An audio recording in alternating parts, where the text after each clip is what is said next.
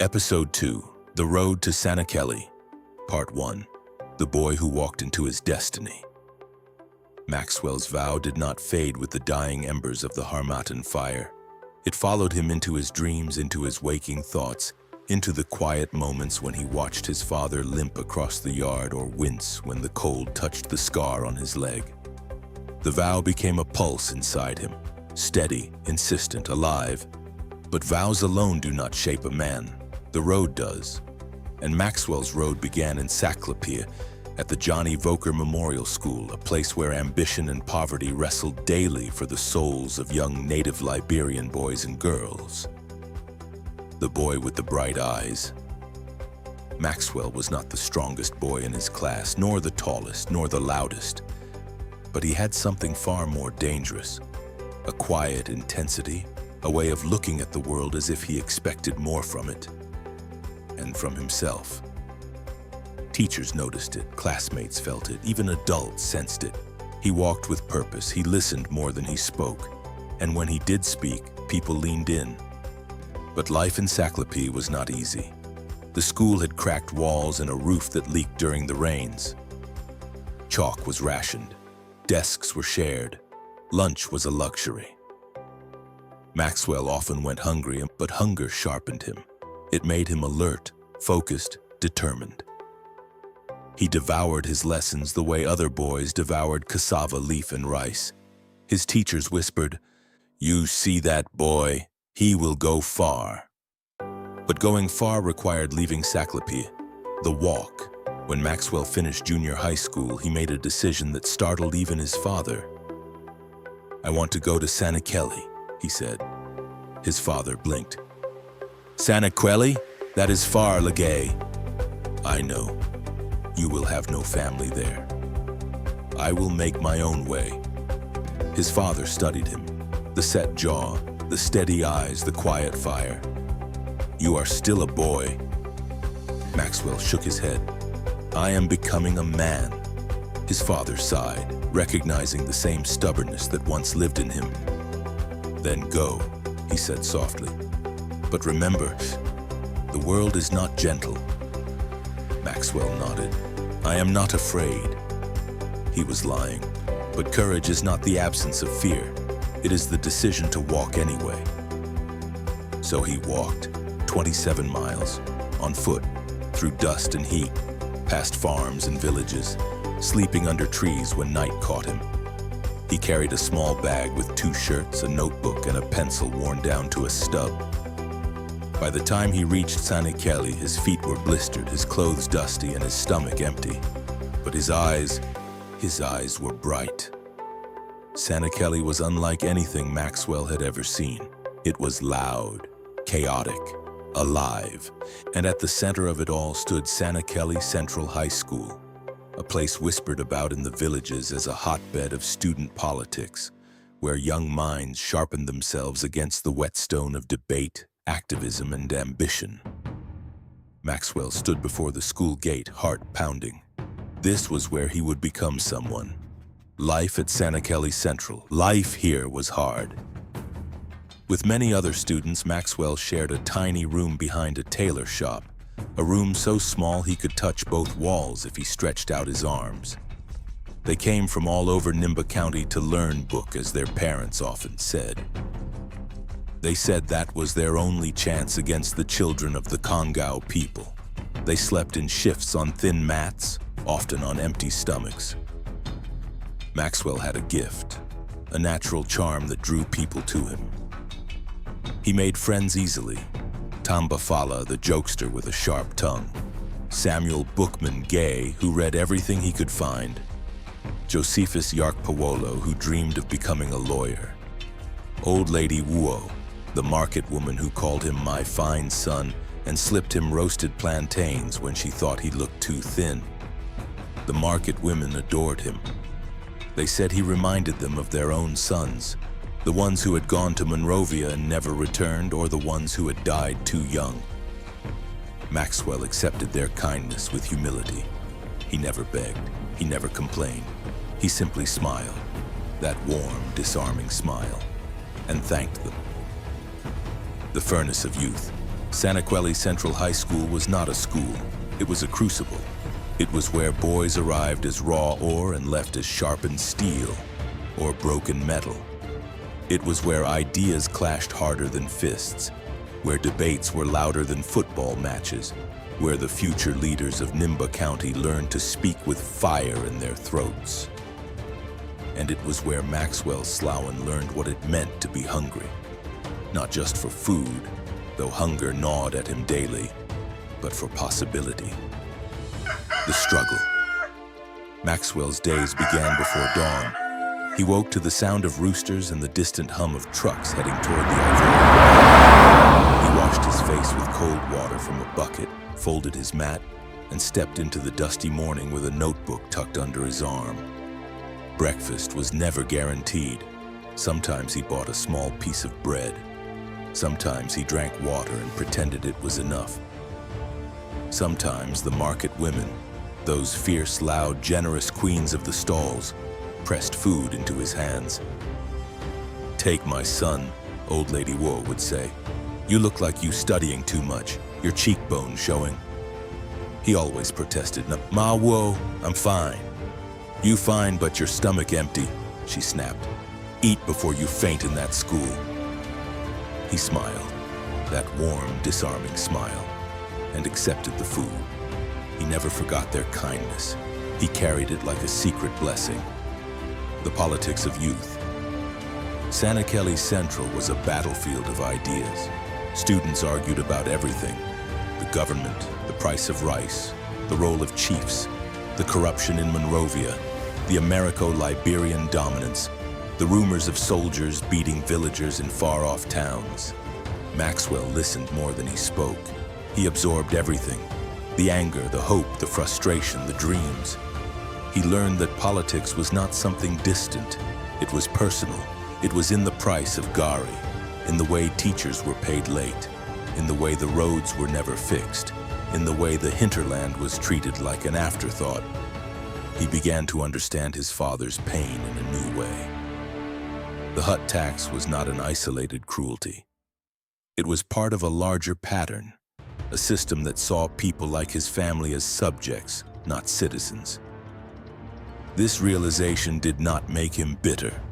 It made him determined. The secret meeting, the night of the hidden fire, it happened on a moonless night. Tambafala approached him after school. "Max," he whispered, "come tonight, behind the old rice warehouse." Maxwell frowned. "What's happening?" Tamba looked around nervously. "PAL people coming?" Maxwell's heart skipped. "Pal here?" Tamba nodded. "Shh, don't talk loud. They coming to teach us something the school won't teach." Maxwell hesitated. He knew the Progressive Alliance of Liberia was considered subversive. He knew the government feared them. He knew soldiers had arrested some of their leaders. But he also knew something else. He wanted to understand. He wanted to know why the country felt like a wound that never healed. He wanted to know why his father had suffered, why his people were poor, why the hinterland was forgotten. He wanted truth. So he went. The warehouse. The old rice warehouse sat at the edge of town, half collapsed, swallowed by vines. Inside, lanterns flickered, casting long shadows on the cracked walls. About 30 students sat on overturned buckets and sacks of rice husk. Maxwell recognized many faces: classmates, football players, debate team members, even a few girls from the home economics class. They all looked nervous. Then the PAL operative entered. He introduced himself only as Brother K. He didn't waste time. "Young people," he said, "you are the future of this country, and the future must know the truth." Maxwell leaned forward. His heart pounded. Brother K continued. "For more than 100 years, native Liberians have been taxed, beaten, silenced, and ruled by a minority who call themselves civilized." Murmurs rippled through the room. Maxwell felt heat rising in his chest. Brother K raised his voice. They take your father's farms, they take your mother's labor, they take your chief's authority, they take your dignity. He paused. And what do they give you in return? Silence. Then Brother K slammed his fist into his palm. Taxation without representation. The words echoed through the warehouse like thunder. Maxwell felt them hit him in the chest. Hard. He thought of his father. He thought of the scar on his father's leg. He thought of Corporal Zaze. He thought of the vow he made as a boy. Brother K pointed at the students. You are not children. You are not subjects. You are not slaves. You are Liberians. And Liberia belongs to you too. Maxwell felt tears sting his eyes. He blinked them away quickly. But Brother K saw. He walked toward Maxwell. Young man, he said, what is your name? Maxwell Slowan. Brother K nodded. You look like someone who will one day lead. Maxwell shook his head. I'm just a student. All leaders begin as students. Maxwell walked home that night with his fists clenched, his jaw tight, his mind burning. He understood now. His father's suffering was not an accident. His hunger was not an accident. His poverty was not an accident. It was history. It was structure. It was injustice. And he vowed, silently, fiercely, that he would not be silent, not anymore. The rivalry with St. Mary's. After the secret meeting, Maxwell saw the world differently. He noticed the crisp uniforms of St. Mary's students. He noticed their new textbooks. He noticed the way they walked with the ease of people who had never known hunger. The rivalry between the two schools sharpened. Football matches became battles of pride. Debates became political. Even the way students walked past each other on the road carried tension.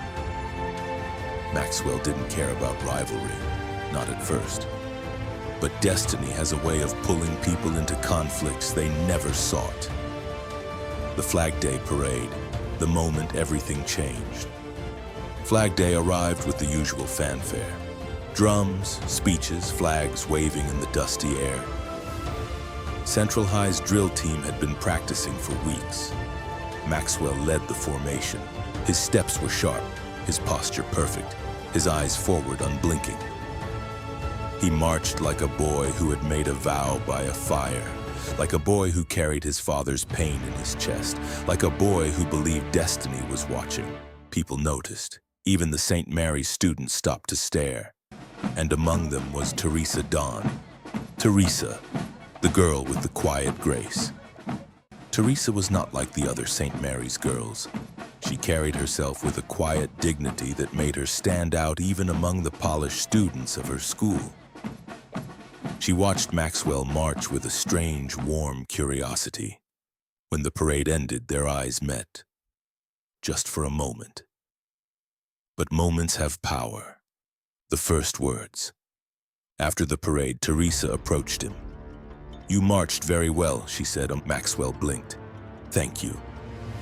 I'm Teresa. I'm Maxwell. You looked like a real soldier. That's what I want to be. Why? He hesitated. To protect people. She nodded. That's a good reason. Something began. Quietly, gently, inevitably. A seed planted in the soil of youth. The county commander. The moment that changed Maxwell's life came unexpectedly. It was a Saturday morning. The sun was high. The air was thick with dust and heat. Saniquellie Central was hosting a regional drill competition. Schools from across Nimba had gathered, including St. Mary's. Maxwell led Central's platoon again. He marched with the same intensity as before, but this time something was different. He wasn't marching to impress. He wasn't marching to prove anything. He was marching because it felt like breathing. As he executed a flawless about-turn, a man in a crisp military uniform stepped forward. He was tall, broad-shouldered, with a stern face and eyes that missed nothing. The county commander of the armed forces of Liberia. He watched Maxwell with growing interest. When the parade ended, he approached the principal. "Who is that boy?" he asked. "That is Maxwell Slowan," the principal said proudly. "One of our best." The commander nodded. "Tell him to report to the barracks next week." The principal blinked. "Sir, he is still in school." The commander shrugged. "Then he will finish school in uniform." Maxwell stood frozen as the principal relayed the message. His heart pounded, his breath caught. His world shifted. He had been chosen, not by chance, not by luck, but by destiny. Teresa's reaction. Teresa heard the news the next day, and her friend whispered it to her during Mass. "That Central boy, the one you like, he's joining the army." Teresa felt her stomach drop. She didn't know why. She barely knew him. They had spoken only twice. But the thought of him in uniform, marching into danger, carrying a gun, facing the brutality of a world she had only read about, terrified her. After Mass, she found him standing outside the church waiting for a friend. She approached him. "Is it true?" she asked, and he nodded. "Yes." She swallowed. "Are you happy?" He hesitated. I think so." "You think so?" He looked at her, eyes steady. "It's what I've always wanted." She nodded slowly. "Then I'm happy for you." But her voice trembled. Maxwell noticed. "Teresa," he said softly, "I'll be fine." She looked at him, really looked at him, and saw the boy beneath the ambition, the hunger beneath the confidence, the vulnerability beneath the fire. "No," she whispered, you won't." He didn't know what to say. She stepped closer. "Promise me something." "What?" "Don't let the uniform change you." Maxwell felt something tighten in his chest. "I won't." She held his gaze. "Promise." "I promise." She nodded, then turned and walked away. Maxwell watched her go, feeling something he didn't have a name for. He would remember that moment for the rest of his life. Because promises made in youth have a way of becoming chains. And some chains are heavier than scars.